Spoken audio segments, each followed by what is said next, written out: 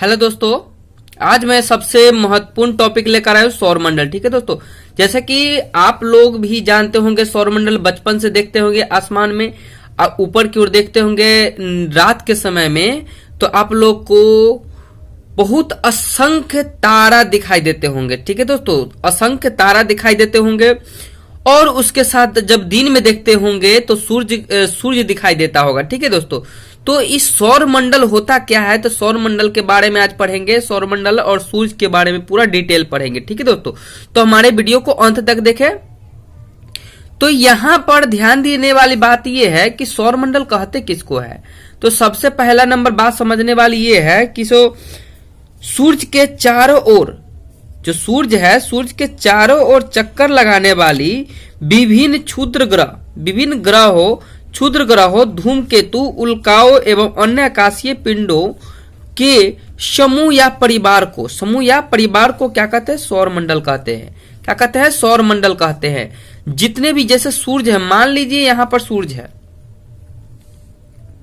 जैसे कि मान लेते हैं यह सूर्य है। ठीक है, सूर्य के चारों ओर, सूर्य एक बीच में एक केंद्र है, केंद्र में स्थित है। ठीक है, और सूर्य के चारों तरफ जो चक्कर लगाता है, सूर्य के चारों तरफ जो भी चक्कर लगाता है, जैसे अगर ग्रह की बात करें तो सौरमंडल में ग्रहों की संख्या कुल 8 है। कितना है, तो कुल 8 ग्रह हैं। कौन कौन सा, तो जैसे कि यहां पर दिखाई दे रहा है, जैसे यहां मान लेते हैं बीच में केंद्र में इसका क्या है, सूर्य है। ठीक है, क्या है, सूर्य है। क्या है, सूर्य है। तो यहां पर बीच में अगर सूर्य है, तो बीच में सूर्य है, तो सूर्य के जो चारों तरफ जो चक्कर लगाता है उसे ग्रह कहते हैं। क्या कहते हैं, ग्रह कहते हैं। जैसे ग्रह की संख्या कुल कितना है, तो 8 है। 1 2 3 4। ठीक है, ये वाला बीच में खाली कर दिए, उसके बाद लिखिए 5 6 7 8। जैसे कि यहां पर लिखे हैं तो आप लोग को थोड़ा सा देखने में यहां कठिनाई महसूस होती होगी कि ये चारों जो संख्या लिखे हैं अंदर की तरफ लिखे हैं और ये चारों जो संख्या लिखे हैं बाहर की तरफ लिखे हैं। 5 6 7 8, 5 6 7 और 8। ठीक है, तो ये बाहर की तरफ क्यों लिखे हैं, तो इसके पीछे भी कारण है। ठीक है दोस्तों, तो यहां पर ये जो 4 जो अंदर की तरफ लिखे हैं, इसीलिए इसको आंतरिक ग्रह कहते हैं। क्या कहते हैं, आंतरिक ग्रह कहते हैं, इसको कहेंगे आंतरिक ग्रह। ठीक है, और यहां पर जो लिखे हैं, ये 4 को जो लिखे हैं, 5 6 7 8 जो लिखे हैं, इसको कहेंगे बाह्य ग्रह। क्या कहेंगे, इसको चारों को बाह्य ग्रह कहेंगे, बाह्य ग्रह। ठीक है दोस्तों, इसमें क्वेश्चन पूछा जाएगा, तो कैसे पूछा जाएगा, आंतरिक ग्रह की संख्या कितनी है, तो इसमें हो जाएगा 4। कौन कौन सी है, तो बुध, शुक्र, पृथ्वी, मंगल। ठीक है, अगर बाह्य ग्रह की बात करें तो बाह्य ग्रह की कितनी संख्या हो जाएगी, तो बाह्य ग्रह की संख्या भी 4 हो जाएगी। ठीक है, और यहां जो हम यहां पर डॉट डॉट करके कुछ खाली स्थान जो छोड़े यहां पर, तो ये देखिए यहां से यहां तक जो आंतरिक ग्रह है, यहां से यहां तक बाह्य ग्रह है। ठीक है, इसके बीच में कुछ जगह बच जाता है। इस जगह में जो रहता है ना, क्षुद्र ग्रह रहता है। कौन सा ग्रह रहता है, क्षुद्र ग्रह। क्षुद्र ग्रह मतलब जो होता है ना, मतलब क्या, आंतरिक ग्रह और बाह्य ग्रह के बीच में स्थित होता है। ठीक है, किन 2 ग्रहों के बीच में क्षुद्र ग्रह पाया जाता है, तो ये हो जाएगा मंगल और बृहस्पति ग्रह के बीच में कितनी क्या पाई जाती है, तो क्षुद्र ग्रह पाई जाती है। ठीक है दोस्तों, इसी सब को मिला के जो मिलता है एक परिवार बनता है, उसी को सौर परिवार कहते हैं, सौर परिवार कहते हैं। ठीक है दोस्तों, अभी आगे आगे देखिए, इसके बारे में हम बताएंगे। सूर्य के कौन से भाग में कितना टेम्परेचर होता है और कितना डिग्री, उसका मतलब किस भाग का कितना टेम्परेचर होता है और क्यों होता है। अगर हम बात करें तो इसमें कहा जा सकता है कि सर यहाँ तो बुध, शुक्र, पृथ्वी, मंगल 4, बृहस्पति, शनि, अरुण, वरुण, यहाँ तो 8 ग्रह है। आज सूर्य को मिलाकर कुल 9 ग्रह हो जाएंगे।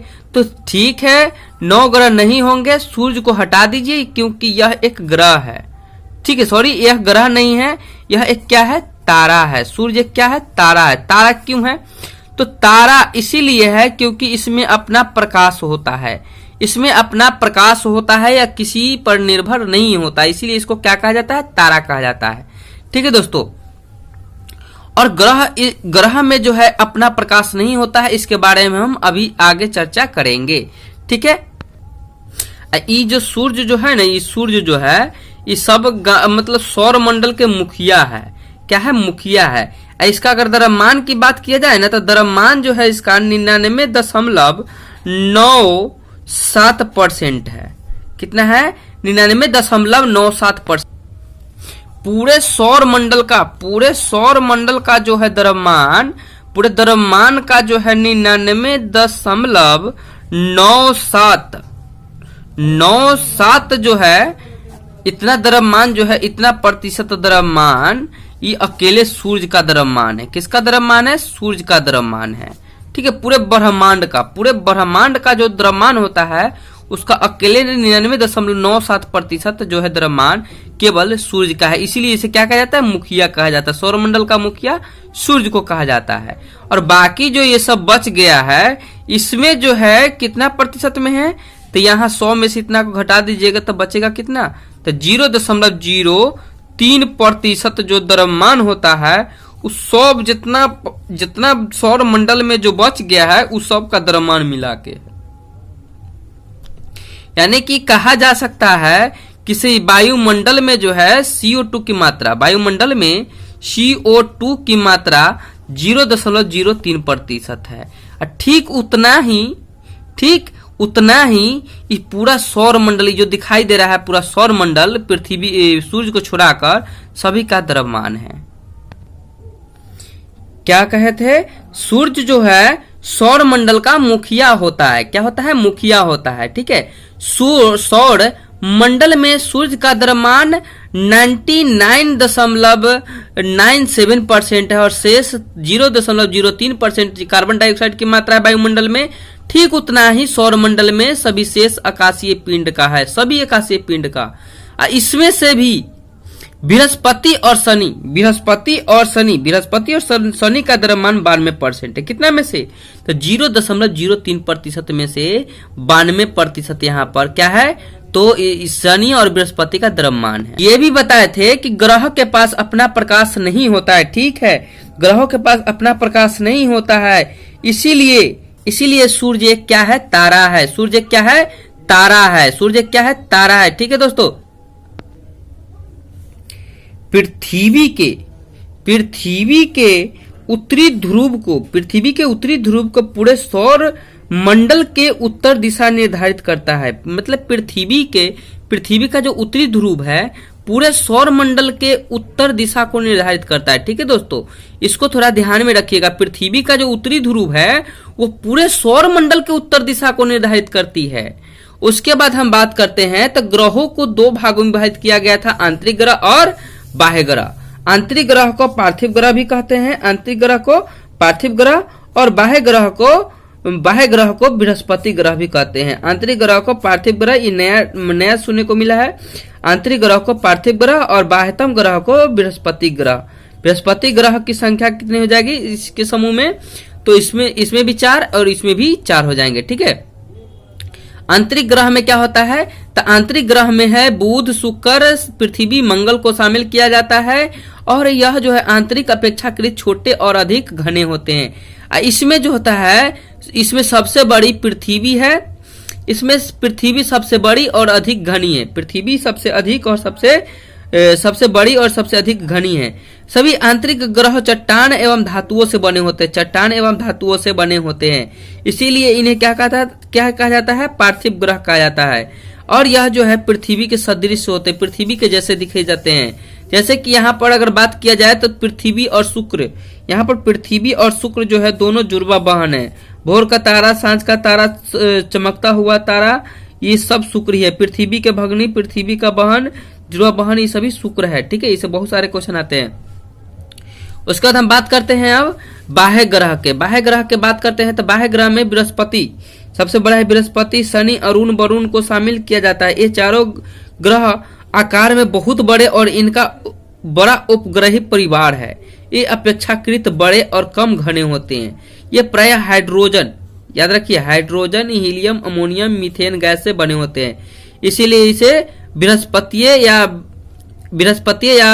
बृहस्पति ग्रह भी कहा जाता है, क्योंकि यह बृहस्पति के सदृश होते हैं। ठीक है, उसके बाद हम अगर सूर्य की बात करते हैं, चलिए आ गए हैं सूर्य पर, तो सूर्य के बारे में थोड़ा सा जान लेते हैं। ये दोस्तों मैं लुसेंट में से आप लोग को लेकर आता हूं, लुसेंट का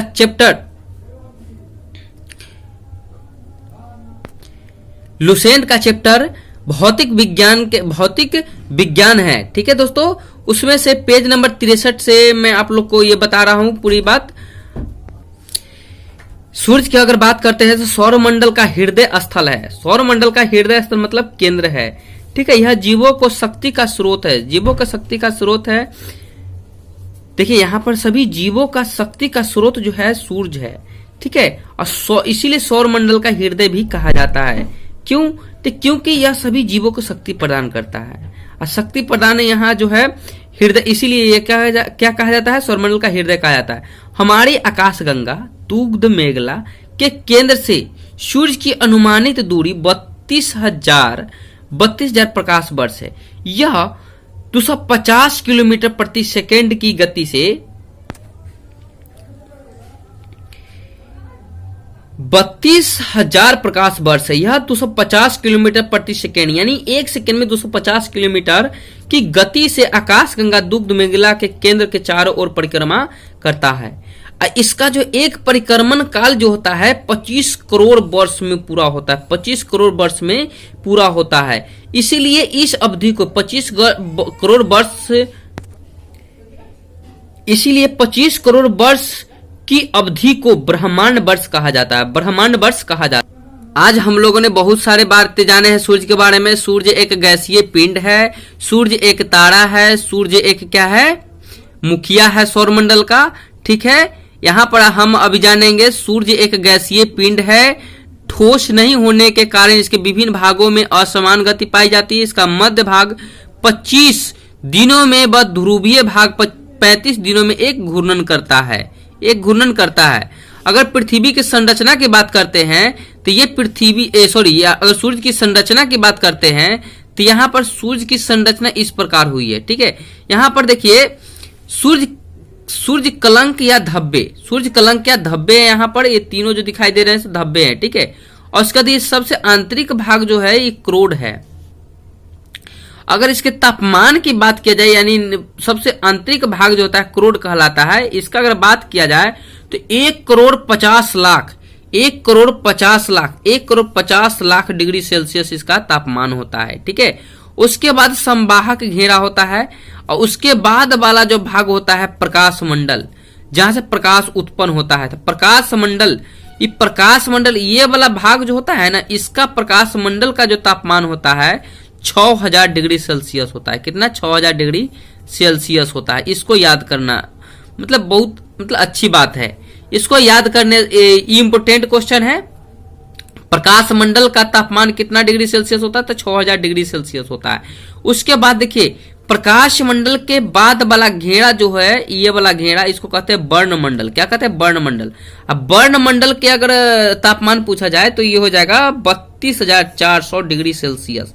32,400 डिग्री सेल्सियस। हाँ, तो 32,400 डिग्री सेल्सियस याद हो गया होगा। अब हम कोरोना की बात करते हैं, जो अभी फिलहाल में अभी मौजूद है, वो एक महामारी के रूप में आया हुआ है। लेकिन यह सूर्य का जो है सबसे बाहरी भाग है, इसको कोरोना कहते हैं। ठीक है, क्रीट या कोरोना कहते हैं। इसका तापमान है 27 lakh degree Celsius. 27 lakh degree Celsius. तो अभी अभी हम लोगों ने जाने हैं कि इसे कोरोना यानी सूर्य के कोरोना का 27 लाख डिग्री सेल्सियस होता है। 27 लाख डिग्री सेल्सियस होता है। अगर प्रकाश मंडल की बात किया जाए तो 6,000 डिग्री सेल्सियस होता है। तो सबसे पहले हम चलते हैं क्रोड के बारे में जानते हैं, जो सबसे आंतरिक भाग जो था सूर्य का, उसके बारे में। तो यहाँ पर क्रोड आ गया है। तो सूर्य का सबसे आंतरिक स्तर जो है क्रोड कहलाता है। यह नाभिकीय भट्टी के समान होता है, जहाँ ऊर्जा जो ऊर्जा है जो वहां उत्पन्न होती है। कहाँ उत्पन्न होती है? तो क्रोड में। क्रोड का सेल्सियस कितना है? तो क्रोड का सेल्सियस अभी थोड़ा देर पहले बताए थे कितना, 1,50,00,000 डिग्री सेल्सियस होता है। 1,50,00,000 डिग्री सेल्सियस होता है किसका तापमान? तो क्रोड का। किसका? क्रोड का, जो सूर्य के सबसे आंतरिक स्तर होता है। अब हम बात करते हैं क्रीट या कोरोना की। क्रीट या कोरोना की तो बड़ मंडल स्तर के पीछे सूर्य का प्रभामंडल युक्त क्रीट या कोरोना होता है। आंतरिक अंतरिक्ष में यह बहुत दूर तक फैला क्रीट या कोरोना एक्स किरण विकीर्ण करने की क्षमता रखता है। यह स्तर भी सूर्य ग्रहण के समय ही देखा जा सकता है। सूर्य ग्रहण के समय जब प्रकाश मंडल पूर्णतः ढक जाता है तो सूर्य क्रीट या कोरोना दिखाई देता है। यह अन्य समय पर प्रकीर्णित सूर्य प्रकाश के कारण क्रीट या कोरोना दिखाई नहीं देता है। यानी इस कहने का मतलब है सूर्य ग्रहण लगता है तभी कोरोना दिखाई देता है। ठीक है दोस्तों, तो अभी का जो समय है, अभी जो महामारी फैला हुआ है, इसमें न सूर्य ग्रहण है न चंद्र ग्रहण है, फिर भी ये दिखाई दे रहा है और अत्यधिक मात्रा में फैलती जा रही है। ठीक है दोस्तों, ये सच है कि गलत है ये हमें नहीं मालूम है, लेकिन हमें भी थोड़ा थोड़ा विश्वास होने लगा है। अब हम बात करते हैं ग्रहों के क्रम की। तो सूर्य से दूरी के अनुसार सबसे पहले जो है बुध है। क्या है? बुध है मरकरी, शुक्र, वेनस, पृथ्वी, अर्थ, मंगल, मार्स, बृहस्पति, जुपिटर, शनि, सैटर्न, अरुण, यूरेनस, वरुण, नेपच्यून है। ठीक है, यह सूर्य से दूरी के अनुसार एकदम क्रम में, जैसे बुध है, शुक्र है, पृथ्वी है, मंगल है, ये चारों को आंतरिक ग्रह और बाह्य ग्रह जो है बृहस्पति, शनि, अरुण, वरुण को कहा जाता है, जैसा कि मैंने अभी बताया था। अगर बात किया जाए पृथ्वी से दूरी की, तो पृथ्वी के एकदम नजदीक में सबसे पहले है शुक्र और शुक्र के जस्ट बगल में है मंगल। ठीक है, जैसे ये दोनों के बीच में पृथ्वी है। क्या है? पृथ्वी है, दोनों के बीच में पृथ्वी है, तो आगे शुक्र हो गया, पीछे मंगल हो गया। ठीक है, और उसके बाद जो है यहाँ पर क्या है? बुध है, तो बुध हो गया, और उसके बाद बृहस्पति, शनि, अरुण, वरुण। ठीक है, इसमें कंफ्यूजन कहाँ होगा? तो कंफ्यूजन यही दो में होगा। ठीक है, शुक्र होगा कि मंगल होगा। सबसे पहले एकदम शुक्र जो नजदीक में है और इसी के समान है, इसीलिए सबसे पहले हो जाएगा शुक्र और उसके बाद हो जाएगा मंगल। इसके ठीक पृथ्वी के पीछे, इसीलिए मंगल हो जाएगा। ठीक, और इसी के आंतरिक ग्रह मतलब आंतरिक ग्रह में ही है, पृथ्वी के साथ ही है बुध, इसलिए चारों को पहले नाम ले लीजिए।